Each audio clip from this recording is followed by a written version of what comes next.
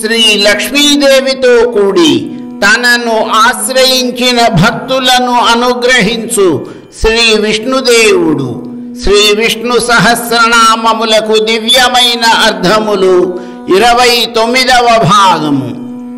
మహామాయః, మాయారూపముగా ఈ ప్రకృతిని సృష్టించినవాడు, మాయావులకు మాయావి అయినవాడు, తన మాయచే ఈ సమస్త విశ్వమును కప్పివేయించినవాడు, మహత్తరమైన మేధస్సు, మహత్తరమైన తేజస్సు, మహత్తరమైన బలము, వెలుగు, ఇన్ని లక్షణములు కలిగిన జగన్నాథుని శ్రీ విష్ణు సహస్రనామ స్తోత్రము మహామాయః అన్న నామముతో కీర్తించింది.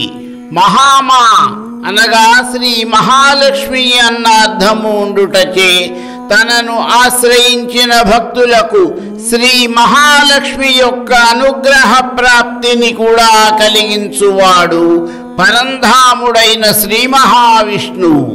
మహామాయ అను నామమునకు కల్లాకపటము లేనివాడు అన్న అర్థము కూడా ఉన్నది. తన మహామాయా స్వరూపమును భగవానుడైన శ్రీకృష్ణుడు భగవద్గీతలోని 7వ అధ్యాయమైన జ్ఞాన విజ్ఞాన యోగములోని 14వ శ్లోకములో ఈ విధముగా వివరించారు. దైవీ హ్యేషా గుణమయీ మమ మాయా దురత్యయా మామేవ యే ప్రపద్యంతే మాయామేతాం తరంతి తే. ప్రకృతి త్రిగుణాత్మకమైన నా దైవీ శక్తి మాయ అధిగమించుటకు చాలా కష్టతరమైనది. కానీ నాకు శరణాగతి చేసిన వారు దానిని సునాయాసముగా దాటిపోగలరు. ఇదే విషయమును శ్వేతాశ్వతర ఉపనిషత్తు మాయాంతు ప్రకృతిం విద్యాన్ మాయినంతు మహేశ్వరం, మాయ అనేది శక్తి లేదా ప్రకృతి, భగవంతుడు శక్తిమంతుడు అని వివరించింది. మహోత్సాహ, ఈ సమస్త విశ్వమును సృష్టించుటకు, పోషణాభారము వహించుటకు, లయము చేసి కొనుటకు మహా ఉత్సాహముతో ఉద్యుక్తుడగువాడు. జీవులు నిర్వహించు యజ్ఞయాగాదులను మహా ఉత్సాహముతో స్వీకరించువాడు. శరీర పురుషుని, ఛందఃపురుషుని, వేద పురుషుని మించిన మహాపురుషుని ఆకృతి కలవాడు. ఆయన ఆకృతి ఇలా ఉంటుందని నిరూపించేందుకు వీలు లేనివాడు. ఏ రూపములో భావిస్తే ఆ రూపములో బహురూపిగా గోచరించువాడు అయిన శ్రీ మహావిష్ణువును శ్రీ విష్ణు సహస్రనామ స్తోత్రము మహోత్సాహ అన్న నామముచే కీర్తించింది. మహాబలః, బలవంతుల కంటే బలవంతుడైన వాడు, శ్రీకరమైన అపరిమితమైన మహాబలముతో తన ఆత్మజ్యోతితో వెలయింపచేసే శ్రీమంతుడు, పెద్ద పెద్ద కొండలను కూడా అవలీలగా చిటికెన వేలిపై నిలబెట్టగలిగిన శక్తిమంతుడు, తన అపరిమితమైన బలముతో దేవతలను పీడిస్తున్న రాక్షసులను మర్దించిన వాడు అయిన పరంధాముడైన శ్రీ మహావిష్ణువును శ్రీ విష్ణు సహస్రనామ స్తోత్రము మహాబలః అన్న నామముచే కీర్తించింది.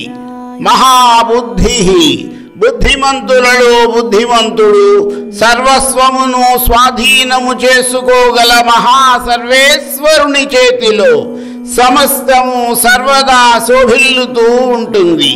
క్షీరసాగర మథన సమయములో ఆవిర్భవించిన అమృతమును దేవతలకు పంచిపెట్టడానికి, రాక్షసులను మభ్యపెట్టడానికి మోహినీ అవతారమును దాల్చి కార్యసాధనకు ఉపక్రమించినప్పుడు భస్మాసురుని మట్టుపెట్టే సమయములోను పరమేశ్వరుడైన శ్రీ విష్ణు భగవానుడు చూపిన బుద్ధి బలముతో శ్రీ విష్ణు సహస్రనామ స్తోత్రము మహాబుద్ధి అన్న నామముతో కీర్తించింది. పరిపూర్ణ జ్ఞానస్వరూపుడైన ఆయన మహాబుద్ధి అన్న నామముతో కీర్తించబడినాడు. మహావీర్య సమస్త బ్రహ్మాండములను సృష్టించి పోషించి లయింపజేయు శక్తి సామర్థ్యములు కలిగి ఉన్నవాడు, సర్వస్వమును స్వాధీనము చేసుకోగల మహాధనుస్సు సర్వేశ్వరుడైన శ్రీ మహావిష్ణువు చేతిలో సర్వదా శోభిల్లుతూ ఉంటుంది. ప్రణవాకారములో రమ్యంగా ఉండే ఈ మహాధనుస్సు యొక్క బలంతోనే మహాధన్వి మహీతలాన్ని పాలించి పోషించేవాడు, అత్యంత గొప్పదైన పరాక్రమము కలవాడు అయిన పరంధాముని శ్రీ విష్ణు సహస్రనామ స్తోత్రము మహావీర్య అన్న నామముతో కీర్తించింది.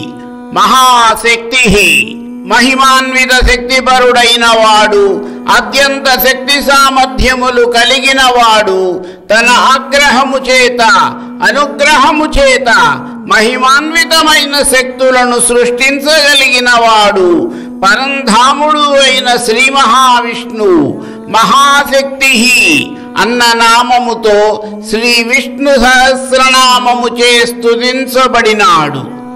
మహాద్యుతి ద్యుతి అన్న పదమునకు ప్రకాశము లేదా తేజస్సు అన్న అర్థము ఉండుటచే మహాద్యుతి అన్న నామమునకు గొప్ప ప్రకాశము కలిగిన వాడు, మహా తేజోవంతుడైన వాడు అన్న అర్థము ఉన్నది.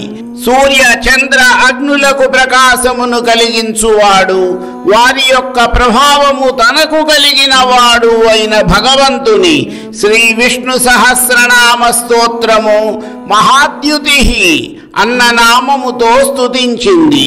నృసింహ పురాణము తపింపచేయునట్టి ప్రకాశము ప్రత్యక్ష భగవానుడైన శ్రీ సూర్యనారాయణునకు శ్రీమన్నారాయణుని నుండే సంక్రమించింది అని పేర్కొన్నది. అనిర్దేశ్యవపు శ్రీమన్నారాయణుడు స్వయం నిర్ణయాధికారం కలిగి ఇతరుల చేత నిర్దేశించుటకు గాని నిర్ణయించుటకు గాని వీలు కానివాడు, ఇది అది అని పరుల చేత నిర్దేశించి చెప్పశక్యము కాని స్వరూపము కలవాడు, స్వసంవేద్య స్వరూపము కలవాడు. ఆయన ఇటువంటి వారు అని లోకము నిర్వచించలేనివాడు, పేరు ఊరు లేనివాడు, దేనితోనూ ఎటువంటి పోలిక చెప్పుటకు వీలు లేనివాడు, ఎటువంటి శరీరము లేని అనంగుని వంటి వాడు అయిన భగవానుడైన శ్రీ విష్ణు భగవానుని అనిర్దేశ్యవపు అన్న నామముతో శ్రీ విష్ణు సహస్రనామము కీర్తించింది. శ్రీమాన్ శుభప్రదుడు, తన భక్తులకు సమస్త సన్మంగళములను ప్రసాదించువాడు, తన అనుగ్రహము కోసము పరమగమ్యమైన తన పరంధామముని చేరుటలో గల అన్ని అవాంతరములను తొలగించి సాధనాపదమును దర్శింపచేయగలవాడు. శ్రీ అనగా లక్ష్మీదేవి అన్న అర్థము ఉండుటచే లక్ష్మీదేవికి ప్రియమైన వాడు, లక్ష్మీదేవితో కూడి తనను నమ్మి ఆశ్రయించిన భక్తులను అనుగ్రహించువాడు అయిన శ్రీమన్నారాయణుని శ్రీ విష్ణు సహస్రనామ స్తోత్రము శ్రీమాన్ అన్న నామముతో స్తుతించినది. మరికొన్ని నామములకు అర్థములు నా తదుపరి వీడియోలో